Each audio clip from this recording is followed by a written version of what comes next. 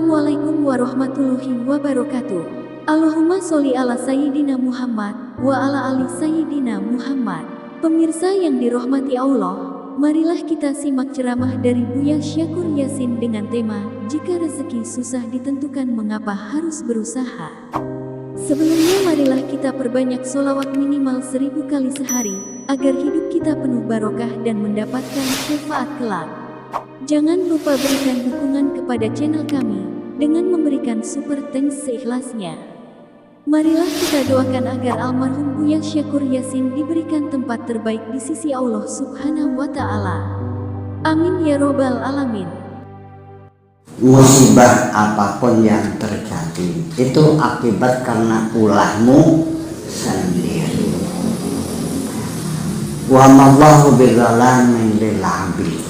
Allah tidak menganiaya hambanya, walakin anfusahum yazlimun, mereka menganiaya sendiri. Saya kira itu maknanya. Pertanyaannya ingin saya buat sendiri karena tadi tidak fokus pertanyaannya. Jadi bagaimana mempertemukan dua pemikiran? Yang satu, segala-galanya sudah ditentukan oleh Allah dan Allah menyatakan itu akibat perbuatanmu, kan begitu. Tadi kita mengatakan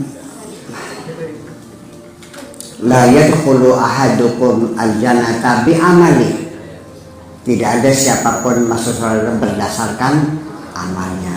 Tetapi Allah mengatakan jazaa'an bima kanu ya'malun, masuk surga sebagai imbalan atas amal mereka. Lalu gimana kita bisa mengkompromikan dua pemikiran itu? Begini, kita merasanya memilih, kita merasanya berbuat, kita merasanya berusaha. Dan ketika kita mendapatkan rezeki, kita mengatakannya ini adalah hasil kerja keras kita.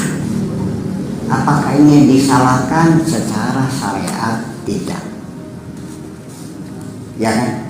Karena hukum Allah juga memperlakukan hukum kausalita kepada alam semesta, disebut dengan hukum alam. Karena kita makan maka kita kenyang, karena kita tidak makan kita merasa lapar.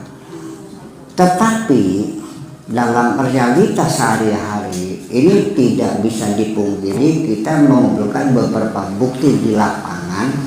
Ternyata tidak semua apa yang kita upayakan tercapai, betul? Yang sekalipun kita kerja keras, potang panting banting tulang, ternyata rezeki nggak datang juga, sampai modalnya habis semuanya, sampai rumahnya disita, ulang berapa lagi? Orang yang santai-santai saja, gelimpang-gelimpung kayak buaya pepe, ternyata kaya raya. Di lapangan terjadi nggak? Nah, jadi apakah ada hubungannya kerja keras dengan kekayaan? Ada hukum kausalitasnya enggak? Orang yang kaya itu, saya tanya, asalnya bagaimana Anda bisa jadi kaya raya ini? Punya sawah 80 hektar, kaji Carmun. Kaji Carmun ya, yang 80 hektar ya. Dia bilang ini hasil kerja keras saya. Kata bahasa Jawanya endas tadi sikil jadi endas. Awan lagi bengi-bengi tadi, awan banting tulang peras keringat sehingga saya dapatkan harta sebanyak ini. Jujur saja, apakah ada hubungan kekayaan dengan keringatnya itu? Tidak ada sebetulnya. Kalau memang ia ada hubungan kausalitas, saya tuntut kamu. Kenapa orang kertas maya yang berkeringat-keringat tukang sekop pasir kok sampai sekarang gak ada yang kaya? Ada nggak orang yang santai-santai hidupnya tapi kaya? Ada nggak? Ada nggak orang yang kerja keras tetap miskin? Kita keluar dari teori, kita realita di lapangan. Apa yang terjadi atas diri kita hampir tidak ada hasil pilihan kita. Betul nggak?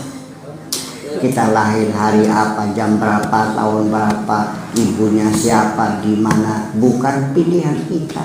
Sampai kematian kita pun tidak diberi hak untuk memilih.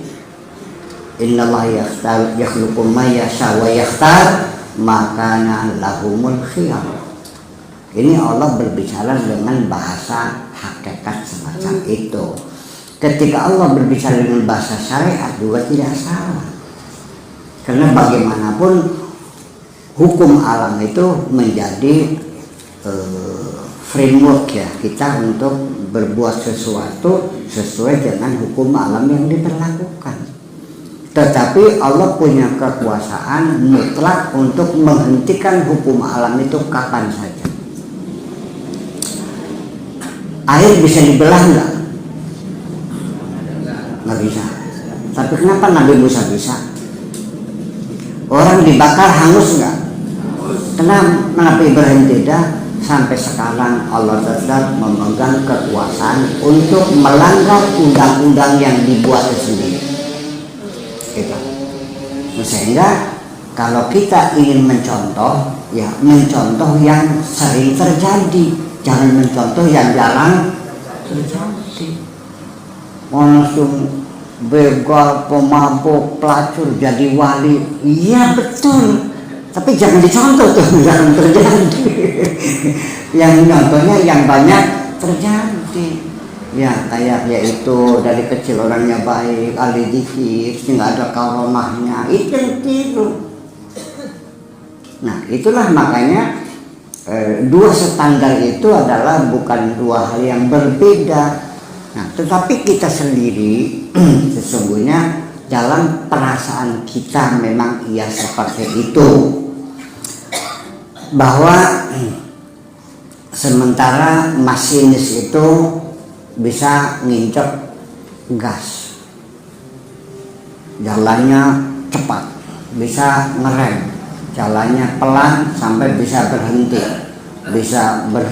bisa jalan, bisa cepat, bisa lambat. Tetapi ketika listriknya itu mati, diinjek gasnya, jalan nggak katanya? Enggak kok.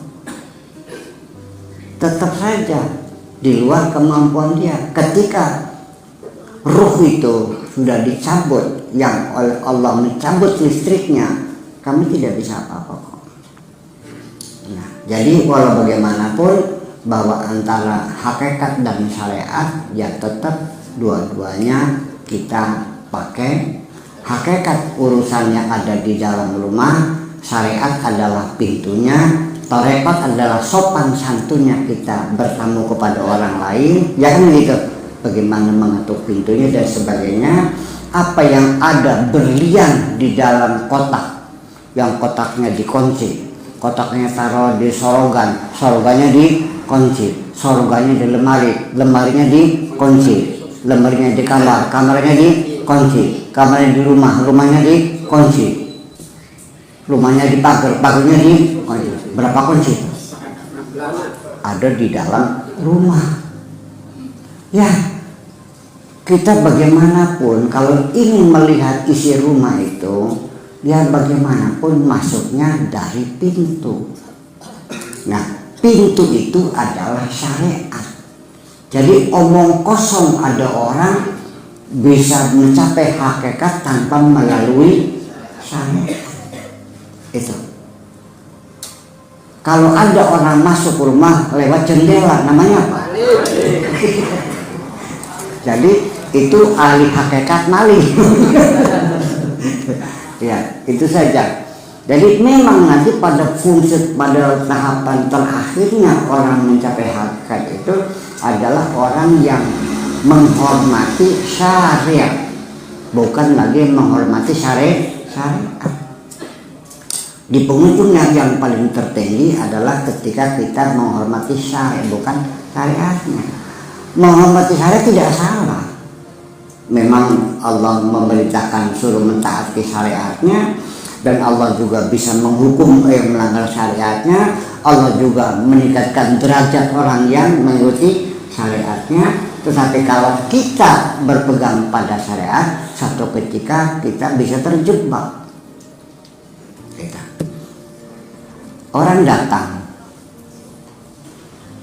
sudah nyalakan rokok, tapi ketika melihat di tembok rumah saya dilarang merokok, dia minta maaf, aduh punten Pak Kiai, punten, rokoknya dibawa keluar lalu dibuang di luar, punten. Ya sudah, saya juga senang kok. Saya sangat gembira sekali punya tamu yang menghormati peraturan saya. Nah, Bu Haji Sundi juga datang bawa bayi, ya dilarang bawa anak-anak. Oh, punten Pak Kiai, kasihkan mak kakaknya di luar, punten. Ya udah. Saya bangga, saya kepada tamu yang menghormati aturan. Tetapi aturan yang saya buat, dilarang merokok, dilarang bawa anak kecil, dilarang bicara keras itu kan peraturan saya. Nah, kebetulan hari itu saya habis mandi, kupingnya kemasukan air. Lalu tamu datang menghormati peraturan itu. Bawa anak tidak, merokok tidak, bicara keras tidak, ngomongnya begini. Saya bilang, ngomongnya yang keras, nggak mau, peraturannya nggak boleh, kata usir. Jadi pada akhirnya, ya puncak daripada kemakrifatan kita adalah ketika kita sudah mencapai tingkat hakikat itu. Kalau yang nyuruh nggak ada urusan. Nabi Ibrahim nyembelih anaknya dosa nggak? Dosa enggak? Yang dosa apa? Jadi dosa enggak? Yang enggak. Nabi Khidir bolongin kapalnya orang dosa enggak? Yang kan disuruh kok. Tapi secara syariat, kalau saya jadi polisi, lalu ada Nabi Khidir bolongin kapal orang, tak tangkap saya. Enggak ada urusan. Tapi ini kata Allah, saya juga, ini juga saya disuruh Allah juga. Gitulah. Jadi dua hal itu bukan hal yang bertentangan, tapi merupakan satu paket, adalah artinya jenjang dari proses keagamaan kita juga, dari syariat, tarekat, syariat, hakikat dan ma'rifat. Jadi kalau udah tingkatannya hakikat, ya sudah pada akhirnya sampai kepada tingkat fana, yang kita sudah tidak ada lagi, yang ada hanya Allah, dan yang terjadi apapun yang bergerak semuanya yang menggerakkan adalah Allah semuanya, dan kita sudah tidak ada urusan lagi. Dan kita akan mengatakan bahwa kita ini tidak lebih hanyalah sebagai bayangan saja.